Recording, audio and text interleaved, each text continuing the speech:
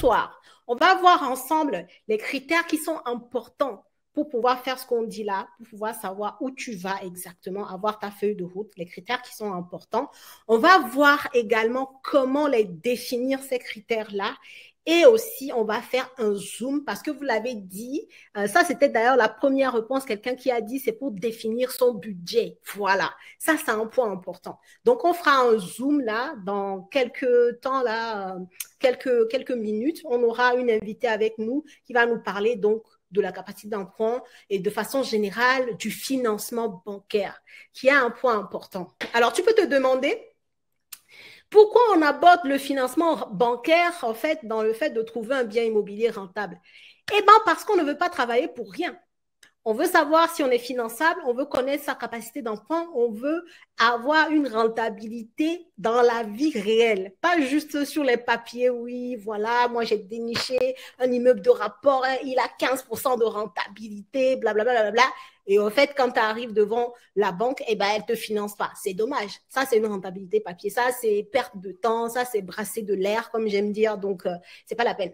Nous, on est là pour aller au bout, en fait, du processus avec succès. Donc, ça veut dire qu'on anticipe évidemment la partie financement bancaire, en tout cas bancaire, autant qu'on peut, en tout cas. Voilà. Donc, on aura ce focus-là sur le financement bancaire et bonne nouvelle, vous aurez le temps de poser vos questions à Marlène qui sera là avec nous. Et enfin, je vous donnerai l'exercice pour aujourd'hui par rapport à tout ce qu'on aura vu ensemble. OK? Est-ce que le programme vous va? Est-ce que c'est tout bon pour vous? Est-ce que c'est clair et tout ça? Comme ça, on enclenche tout de suite parce que la parenthèse avec Marlène, je sens qu'elle va être longue. Donc, on va essayer de ne pas perdre du temps pour donner le maximum avant de faire rentrer Marlène après pour pouvoir échanger avec elle. Donc, on va commencer tout de suite par les critères importants. Lorsque je dis qu'il faut définir ces critères pour avoir la clarté, pour être focus, pour être réactif, efficace et tout ça. Donc, le premier critère, c'est quel type de bien immobilier tu veux acheter. D'accord? Je veux dire, c'est capital, quoi. Est-ce que tu veux acheter, je sais pas, une place de parking, un box? Est-ce que tu veux acheter un studio? Les places de parking, par exemple, ça reste de l'investissement immobilier, hein, comme ça peut être des box fermées. Par contre, sur ce genre d'investissement-là, on va être sur de tout petits revenus avec de tout petits cash flow. Est-ce que ça te va, en fait? Est-ce que c'est par ça que tu veux commencer? Il n'y a pas une bonne réponse, en fait. Hein. Il y a juste des réponses qui correspondent à tes objectifs que tu t'es fixés. Donc, je veux dire par là, quelqu'un qui veut atteindre, je sais pas moi, un cash flow avec son premier bien immobilier de 400 euros, elle va pas aller sur les places de parking. Sinon, je sais pas combien de places il faut que tu achètes, quoi. Tu vois ce que je veux dire? Donc, c'est important d'avoir cette notion-là de quel type de bien je vais acheter. Et cette réponse, en fait, doit être en corrélation avec l'objectif que tu t'es fixé sur ton projet. Donc, pareil, le studio. Voilà, un studio aussi, ça peut être intéressant pour démarrer tranquillement dans l'immobilier. Tu peux le mettre en location classique à l'année, en meublé et dégager des petits cash flows de 50, voire 100 euros. Et sinon, tu peux le mettre aussi en location courte durée, en fait, si tu veux aller booster ta rentabilité, booster ton cash flow. Et ce qui est important à comprendre, parce que des fois, on se dit, OK, le studio, il est petit. Oui, mais après, on va voir ça tout à l'heure, mais si ta capacité d'emprunt ne te permet d'acheter aujourd'hui qu'un studio, pourquoi est-ce que tu vas passer à côté, en fait? Tu vois ce que je veux dire? Si ta capacité d'emprunt ne te permet aujourd'hui que d'acheter un studio, bah vas-y. Par contre, choisis un style d'exploitation qui te permet quand même de faire plus de cash avec ce studio-là. Donc ça, c'est un type de bien immobilier. Ça peut être des appartements ou encore une maison. Appartement, ça peut être en T2 ou tout de suite, ça peut être un appartement avec plusieurs chambres où là, tu vas pouvoir l'exploiter en colocation. Et quand tu es sur ce genre de stratégie d'exploitation, là, tu vas pouvoir aller en tirer beaucoup plus de cash flow, quoi. Parce qu'un appartement avec plusieurs chambres, si tu le loues à une famille, clairement, tu auras forcément moins de loyer que si tu loues l'appartement avec des chambres individuellement pour différentes personnes. Donc, que tu le loues en colocation. Voilà, une colocation te rapportera toujours plus d'argent que de le mettre en location classique à une famille et tu diversifies le type de profil, tu étales les risques sur plusieurs têtes. Enfin bref, il y a des avantages à plutôt penser à la colocation. Bien entendu, si le secteur dans lequel tu achètes le bien permet, en tout cas, c'est un secteur qui est propice à la colocation. Donc, tout ça est très calculé, en fait, pour que ça fonctionne bien. Ou alors, ça peut être une maison. Il y a des personnes aujourd'hui qui ont la capacité d'acheter des maisons et de les transformer en colocation. Les maisons de ville, les maisons avec jardin et tout ça, ça peut être intéressant de les transformer en colocation avec un extérieur. Ça sera encore plus cher qu'une colocation en appartement. Ou alors des maisons qui sont bien structurées pour être divisées et devenir des immeubles de rapport. Et là, tu te fais encore un max de cash, tu vois, ce type de stratégie-là. Ou alors, tu vas directement sur un immeuble de rapport où là, voilà, c'est un bâtiment avec plusieurs appartements de base. Et là, tu vas pouvoir également tirer de très belles rentabilités. Tu auras vraiment l'occasion de pouvoir multiplier les types d'exploitation pour pouvoir optimiser au maximum ton endettement, ta capacité, ton cash flow, pardon, voilà, ton cash flow sur les immeubles de rapport. Donc voilà quoi, en fait, tous ces types de biens immobiliers là tout est bon en fait. Tout ce que je vous ai listé là, tout est bon. Maintenant, en fonction de ton profil et de ta capacité d'emprunt, eh ben, tu vas pouvoir aller sur un de ces types de biens immobiliers là. Okay? Autre chose importante quand tu vas définir tes critères, eh ben, ça va être le secteur. Est-ce que c'est un secteur autour de ta résidence principale ou plus loin ou n'importe où en France, en fait?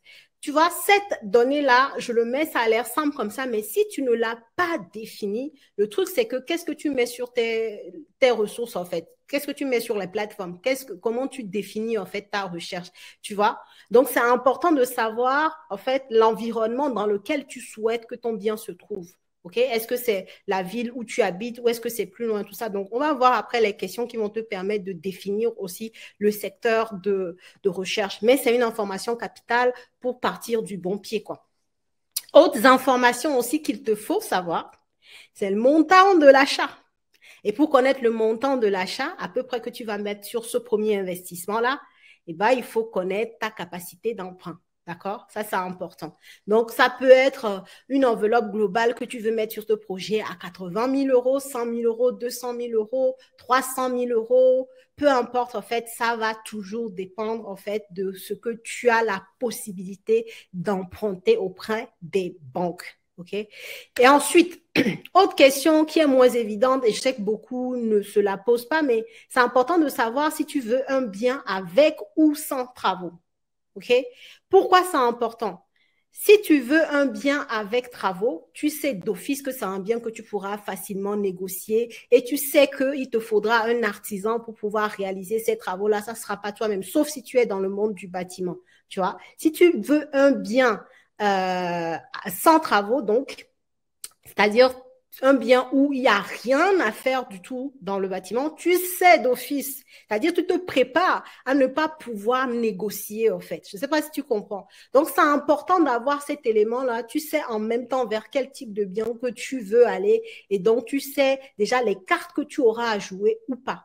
Justement, ça va te permettre d'être réactif, d'être en cohérence et voilà quoi, un bien où il n'y a rien à faire, tu ne vas pas aller négocier des 10% de baisse, des 20% de baisse, ça n'a ni queue ni tête. Donc, tu ne paraîtras pas sérieux en face du vendeur. Donc, il faut définir ça aussi à peu près dès le départ, savoir si tu veux un bien qui est déjà loué ou un bien sans locataire. C'est important et de savoir aussi la rentabilité que tu veux. D'accord? Quelqu'un qui va me dire, moi, je veux que mon premier bien immobilier me rapporte 300, 400 euros de loyer. C'est un appartement que je veux acheter pour faire de la colocation, tu vois. Tu vas pas viser 7% de rentabilité, quoi. Tu vois, tu vas viser 10% de rentabilité, des rentabilités qui te permettent, en effet, derrière d'avoir du cash flow. Donc, ça, c'est important. Une fois que tu as défini ton cash flow, savoir que la rentabilité doit suivre pour que ce cash flow-là soit réellement touchable. OK? C'est important. Si vous l'avez déjà défini, vous savez que vous, par exemple, moi, je vais acheter un studio pour commencer. Moi, je vais acheter, je sais pas, un grand appartement. Je veux plutôt avec travaux parce que je sais qu'il y a des intérêts fiscaux derrière. Bref, tout le monde a raison, hein. Le plus important, c'est de savoir que avant même de commencer à faire sa première recherche, il faut juste que ces critères-là soient définis, en fait. D'accord? Et vraiment, le point pour le coup, on va le voir tout à l'heure, qui va te permettre de définir ces critères. Le point sur lequel tous les critères tournent, c'est ta capacité d'emprunt. Donc ça, c'est pour ça que j'ai mis le financement dès aujourd'hui pour qu'on parle de la capacité d'emprunt. Donc ça sera tout à l'heure, donc reste jusqu'à la fin pour le coup. On pourra échanger avec Marlène. Alors, comme je te le disais, deuxième chose importante, c'est de savoir comment est-ce que je fais pour définir ces critères. Parce que j'ai vu, comme je disais tout à l'heure, c'est très équilibré. Il y a des gens qui ont dit non, pas encore, pas encore. Ça me serait tardé. C'est impeccable. C'est impeccable. Action, réaction, j'adore. J'adore. Donc, qui c'est qui a dit ça? Je crois que c'est Joy. Joy est super. Action, réaction. C'est top. Donc, là, on va parler de comment définir ces critères-là. Donc là, on va se baser vraiment sur des questions toutes simples.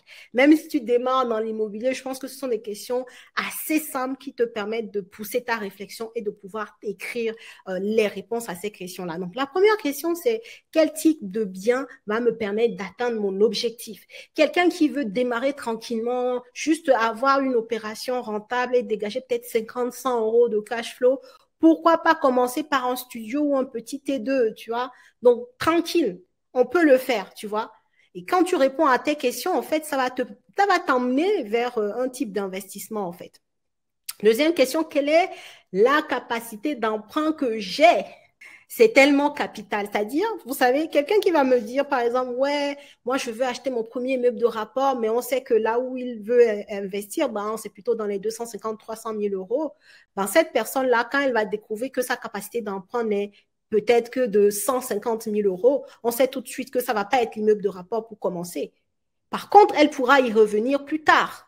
Au lieu de ne rien faire, elle va aller lever cette dette-là qu'elle peut aujourd'hui dans la limite de ce qu'elle peut acheter avec cette dette-là. OK? Je ne sais pas si vous suivez. Donc, une fois que tu connais ta capacité d'emprunt, ça va te permettre de rabattre les cartes. Peut-être qu'au départ, tu voyais trop gros, tu veux un gros immeuble, machin, tu vois que tu ne peux pas le faire. Et bien, connaissant ta capacité d'emprunt, au lieu de ne rien faire, sachant que tu peux lever au moins cette dette-là, si c'est 150 000 euros, c'est beaucoup d'argent, tu vas quand même aller lever cette dette, mais en modifiant du coup le type de bien sur lequel tu vas aller pour démarrer. Et on peut avoir des appartements très rentables, comme j'ai dit, en fonction du type d'exploitation que tu vas choisir. Tu vas te demander également, est-ce que tu veux gérer le bien toi-même ou pas? Cette question-là, elle va te permettre en fait de définir le rayon, le périmètre dans lequel va se trouver ton bien. Je m'explique. Moi, par exemple, mon curseur, c'est de me dire que, en fait, je veux rester à 2 heures de voiture autour de mes biens parce que j'ai décidé pour l'instant de les gérer moi-même. OK? Je ne vais pas aller me trouver un bien à Marseille. Moi, je ne vais pas sur la côte d'Azur. Ce n'est pas la peine parce que je ne vais pas pouvoir faire l'aller-retour sur la journée si j'ai des départs de locataires ou des entrées ou des petits travaux à regarder. Donc, puisque moi, aujourd'hui, je préfère gérer mes biens par moi-même, la limite que je me suis donnée parce qu'en voiture, je peux faire 2 heures tranquillement, l'aller, 2 heures tranquillement, le retour dans la même journée, et ben, je me suis imposé cette limite-là. D'accord? À trouver mes biens à 2 heures autour de mon lieu d'habitation. Toi, ça peut être autre chose. Si quelqu'un aujourd'hui me dit que moi, je préfère dès le départ mettre mes biens en gestion locative, là, tu vas pas te restreindre, quoi. On est d'accord. Tu peux aller n'importe où, on s'en fout. C'est pas toi qui vas gérer de toute manière. Ça va être un gestionnaire, une agence immobilière. Donc, tu peux te permettre de t'éloigner un peu plus de ton lieu d'habitation. Donc, c'est une question importante. Une autre question que tu vas te poser, quel est ton ressenti par rapport aux travaux? Tu vois, il y a des personnes qui, quand on dit travaux, elles flippent. Elles flippent parce qu'elles se disent, oh, et on l'a vu hier, les peurs, hein, je vais tomber sur un mauvais artisan, un artisan qui va peut-être prendre mon argent et puis s'enfuir. Bon, bref, les gens ont des peurs. Donc, si tu as trop peur et que finalement, tu te dis quand même, bon, je vais aller sur un bien avec travaux parce que voilà, il y a des intérêts fiscaux, mais qu'au final, que tu n'arrives pas à acheter parce que ta peur, elle est trop grande, tu comprends que ça ne sert à rien. Encore une fois, gardez l'esprit que Nous, on veut aller au bout des choses. On veut être dans la réalité, en fait. Dans la vraie vie, on veut toucher l'argent. On veut voir l'argent sur nos comptes. Donc, on n'est pas là pour se faire des idées sur l'immobilier, comment il est rentable. Non, on veut pratiquer la chose. Donc, tout ce qui peut être un frein pour toi, c'est-à-dire des peurs trop présentes, et ben à ce moment-là, tu peux commencer avec des biens avec très peu de travaux, c'est-à-dire des biens où tu vas juste refaire la peinture, tout simplement. Tu n'as pas besoin de rechanger toute la cuisine, toute la salle de bain et tout ça. Tu vas peut-être choisir ce genre de bien-là. À toi de savoir. C'est pour ça que vous voyez tout à l'heure, avant de commencer, j'ai dit que tout ceci est individuel. C'est chacun qui se connaît, chacun a son profil et en fonction de son profil, eh ben, on va aller déterminer nos critères à nous, les critères propres à soi. Ok? C'est important de bien comprendre ce point-là. Autre question aussi, c'est de savoir est-ce que c'est ton premier investissement? Si c'est ton premier investissement, de facto, moi je te le dis, là, je te le dis de facto, c'est même pas la peine d'aller prendre des biens avec beaucoup de travaux parce que la banque ne te suivra pas. Et si la banque ne va pas te suivre, comme je viens de le dire, on n'est pas là pour la théorie, on veut pratiquer la chose. Et ben, si la banque ne peut pas te suivre, c'est pas la peine, en fait, d'aller sur cet investissement-là. Donc, de facto, aujourd'hui, en 2023, comme on sait que les banques, elles sont plus restrictives qu'avant, elles sont plus regardantes qu'avant sur le profil de la personne, sur le type de bien que la personne veut qu'on lui finance, et ben, si tu es primo-accédant, je te le dis, ne va pas sur des biens avec trop de travaux. D'accord? Parce que la banque aura du mal à te suivre. Tu n'as pas d'ancienneté dans l'immobilier. Tu n'es pas un investisseur reconnu. Bon, tu ramènes plein de travaux. Elle va flipper. Elle va pas te suivre, en fait. Elle voit pas de cohérence entre ton profil et le bien que tu es en train de présenter. D'accord? Donc, retiens bien ce point-là. Si tu es primo-accédant, va plutôt sur des travaux légers, d'accord? Ou des travaux aujourd'hui, on le verra un peu plus tard dans la semaine, si c'est de la rénovation énergétique. Bon, c'est pas des travaux d'intérieur même, mais ça pourrait aller, tu vois. Mais si on est sur des travaux où il faut tout casser, c'est-à-dire c'est une ruine et que tu veux tout monter, toi, je te dis, laisse tomber. Passe à autre chose, quoi. Parce que la banque ne suivra pas, tout simplement. OK? Est-ce que tout ça, c'est bien clair pour vous? Capacité d'emprunt en SCI pour Joël. OK, oui, bien sûr, bien sûr. Capacité d'emprunt en SCI. Ça, c'est une bonne question à te poser. Si c'est pas en nom propre et que c'est en SCI, tu peux regarder ça. Et très souvent, ce qui va faire la différence en SCI par rapport au nom propre, c'est que si tu t'associes avec quelqu'un qui a une meilleure capacité que toi, ça va vous permettre d'aller lever plus de dettes. Voilà.